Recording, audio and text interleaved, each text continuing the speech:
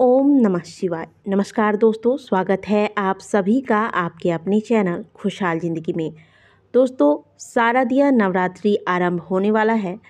नवरात्रि के प्रथम दिन माता शैलपुत्री के पूजा के साथ साथ कलश स्थापना इत्यादि किए जाते हैं। तो आज के वीडियो में हम आपको बताएंगे कलश स्थापना का शुभ मुहूर्त क्या होगा, कलश स्थापना की विधि क्या है, कलश स्थापना आप व्रत किए बिना कर सकते हैं या नहीं कर सकते हैं। साथ ही अखंड ज्योत से जुड़ी हुई बहुत सारी जानकारियां हम आपको देंगे। ज्योत किस प्रकार से लगाएं, लौ किस प्रकार का होना चाहिए, बाती किस प्रकार का होना चाहिए। साथ ही यदि ज्योत जलाने के बाद यह बुझने वाला होता है तो ऐसे में आपको क्या उपाय करना चाहिए। इस प्रकार की तमाम जानकारियां आज के वीडियो में हम आपको देने वाले हैं। पूरी जानकारी के लिए वीडियो को पूरा देखिएगा और वीडियो अच्छी लगे तो वीडियो को लाइक ज़रूर कीजिएगा। चैनल पर पहली बार आए हैं तो चैनल को सब्सक्राइब अवश्य कर लीजिएगा। आदि शक्ति की उपासना का महापर्व शारदीय नवरात्रि सोमवार को उत्तरा फाल्गुनी व हस्त्र नक्षत्र के साथ शुक्ल एवं ब्रह्म योग के युग्म संयोग में कलश स्थापना के साथ शुरू हो रहा है। इसके अलावा इस दिन जयद योग भी बन रहा है। नवरात्र के दौरान भगवती के 9 स्वरूपों की आराधना होती है। इस वर्ष माता दुर्गा गज पर सवार होकर आने वाली है। गज अर्थात हाथी पर सवार होकर आने वाली है। देवी भागवत पुराण के अनुसार माँ दुर्गा का हाथी पर सवार होकर आना बेहद शुभ संकेत माना जाता है। इससे भक्तों को सुख समृद्धि की प्राप्ति होती है, भक्तों की मनोकामनाएं सिद्ध होते हैं। इस साल कलश स्थापना का शुभ मुहूर्त 26 सितंबर प्रातःकाल 6:11 से लेकर 7:30 तक रहेगा। हस्त नक्षत्र शुक्ल योग में होगा। यदि इस समय आप कलश स्थापना नहीं कर पाते हैं तो आप 9:12 से लेकर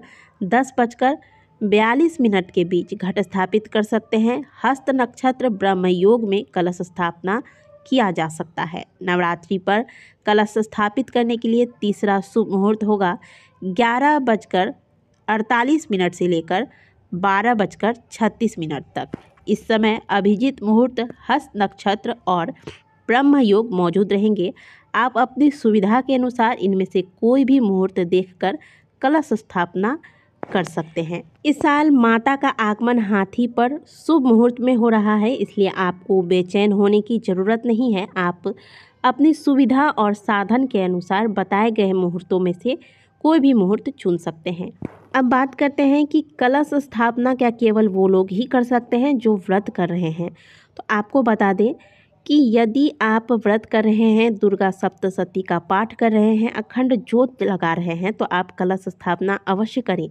लेकिन इसके अलावा जो लोग व्रत नहीं कर पा रहे हैं लेकिन पूर्ण रूप से सात्विक भोजन लेकर सात्विक आचरण करेंगे इन 9 दिनों में, यानी कि ब्रह्मचर्य का पालन करेंगे, भोजन में प्याज, लहसुन, मांस, मदिरा, मसूर की दाल इत्यादि चीज़ों का त्याग करेंगे, शुद्ध सात्विक भोजन लेंगे। भोजन में अगर नमक ले रहे हैं तो वो नमक व्रत वाला नमक हो, यानी कि सेंधा नमक हो। इस प्रकार से अगर आप पूर्ण रूप से सात्विक भोजन करते हुए कलश स्थापना करते हैं तो इसमें कोई दिक्कत नहीं है। आप कलश स्थापना करें और फिर विधिवत प्रतिदिन माता की पूजा अर्चना करते रहें।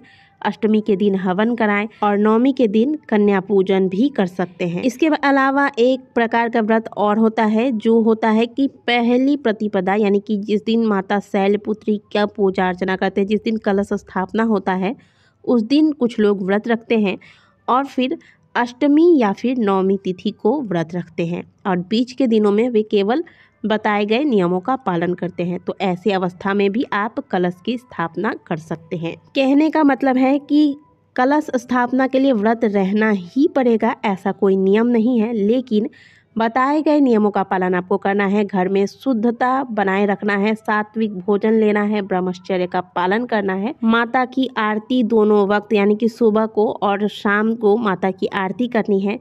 इन सभी नियमों का पालन यदि आप कर सकते हैं तो आप घर में कलश की स्थापना अवश्य करवाएं। कलश स्थापना करने के लिए सबसे पहले तो उस स्थान को साफ व पवित्र कर ले जिस स्थान पर आप माता की चौकी लगा रही है। इस स्थान को साफ करके यहाँ पर गंगा जल छिड़क ले, मिट्टी या बालू ले लें और जहाँ पर आपको कलश की स्थापना करनी है उस स्थान पर आप पहले थोड़ी से मिट्टी बिछा लें। बीच में जहाँ पर आप कलश स्थापित करेंगे उस स्थान को खाली छोड़ दें और चारों तरफ से बालू या फिर मिट्टी आप बिछा लेंगे। इसके ऊपर से आप जौ की परत बिछा लें, यानी कि जौ के दाने आपको छिड़क देने हैं। इसके ऊपर से पुनः आपको बालू या फिर मिट्टी का एक और परत डाल देना है। इसके ऊपर अब आपको मिट्टी या धातु के कलश की स्थापना करनी चाहिए। कलश को गले तक यानी कि ऊपर तक साफ शुद्ध जल से भरना चाहिए और इसमें आप एक सिक्का, एक गोल सुपारी, एक पान का पत्ता, थोड़े से दुर्वा और एक हल्दी की गांठ डाल देंगे और कुछ बूंद गंगा जल इसी कलश वाले लोटे में आपको डाल देना है। और फिर कलश के ऊपर आपको अपना दाहिना हाथ रखकर आप माता गंगा, यमुना, कावेरी, गोदावरी, नर्मदा का स्मरण करते हुए उनसे प्रार्थना करिए कि और भावना रखिए कि सभी पवित्र नदियों का जल इस कलश में आ जाए। साथ ही वरुण देवता का भी आवाहन करिए और उनसे कलश पर अपना स्थान ग्रहण करने के लिए प्रार्थना करिए।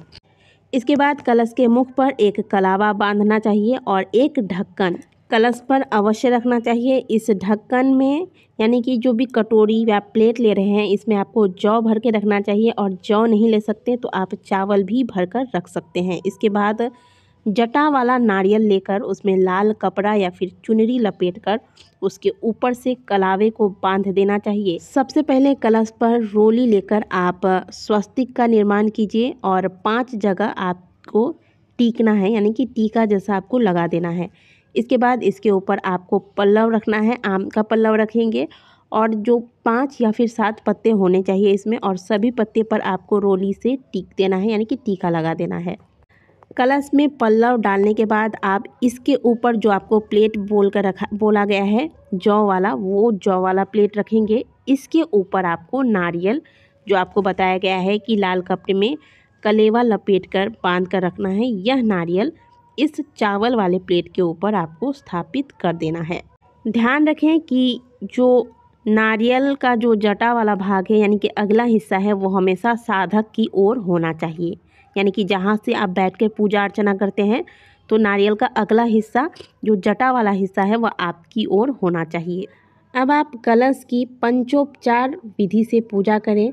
कलश पर चंदन के छींटे लगाएं, अक्षत, पुष्प इत्यादि से कलश की पूजा करें। पंचदेवता, 10 दिक्पाल, चारों वेदों को कलश में आकर विराजने के लिए प्रार्थना करें और सभी देवताओं को जो कलश पर विराजित हैं उनसे प्रार्थना करें कि वे आपकी पूजा को सफल बनाएं, घर में सुख शांति बनी रहे। इस प्रकार से आपको कलश स्थापना करना है। अब बारी आती है जोत जलाने की। तो जोत जलाने के लिए देखिए, जोत जलाने का भी वही विधि है। आप व्रत करते हैं तो भी जोत जला सकते हैं और केवल जो नियम आपको बताए गए हैं, सात्विकता धारण करते हैं तो भी जोत जला सकते हैं। जोत जलाने के लिए आप धातु का दिया भी ले सकते हैं, मिट्टी का दिया भी ले सकते हैं। माता रानी का जोत जलाने के लिए आपको सदैव जो मोली धागा आता है उसका प्रयोग करना चाहिए। लाल रंग का जो धागा आता है उसका प्रयोग करें। आप चाहें तो घी का दीपक लगाएं, ये सबसे उत्तम होता है। अन्यथा आप तिल के तेल का दीपक लगा सकते हैं और अगर इन दोनों में से ही आप नहीं कर सकते तो आप सरसों के तेल का भी दीपक लगा सकते हैं। दीपक की जो लौ है वो कभी भी बहुत ज़्यादा नहीं होनी चाहिए, इस बात का ध्यान रखें। मध्यम लौ होनी चाहिए, बहुत कम लौ भी नहीं होनी चाहिए, बहुत ज़्यादा नहीं होनी चाहिए। बिल्कुल धीमी धीमी सी मीठी मीठी सी लौ होनी चाहिए जब आप अखंड जोत जलाते हैं। अब मान लीजिए कि आपने जोत जला लिया, 1-2 दिन जोत आपका जला, इसके बाद कोई समस्या आ जाती है, आपको लगता है कि अब ये जोत बुझने वाली है, तो ऐसे में क्या करें?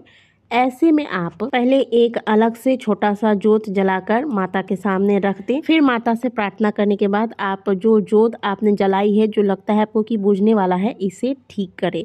ऐसे में यदि मान लीजिए ठीक करने के दौरान आपका जोत बुझ भी जाता है तो जो आपने प्रतीक रूप में दूसरा जोत जला रखा है वो जलता रहेगा और फिर ऐसे में आपको दोष नहीं लगेगा। यदि आप नवरात्रि में जोत लगा रहे हैं तो याद रखें कि हमेशा इस जोत की रखवाली करने के लिए कोई ना कोई व्यक्ति घर में मौजूद होना चाहिए।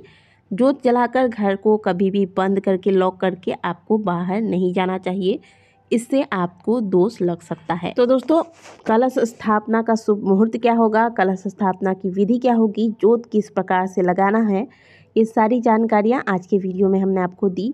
वीडियो अच्छी लगी है तो वीडियो को लाइक ज़रूर कीजिएगा, कमेंट बॉक्स में हर हर महादेव अवश्य लिखिएगा। मिलते हैं आपसे अगले वीडियो में, तब तक के लिए ओम नमः शिवाय, हर हर महादेव।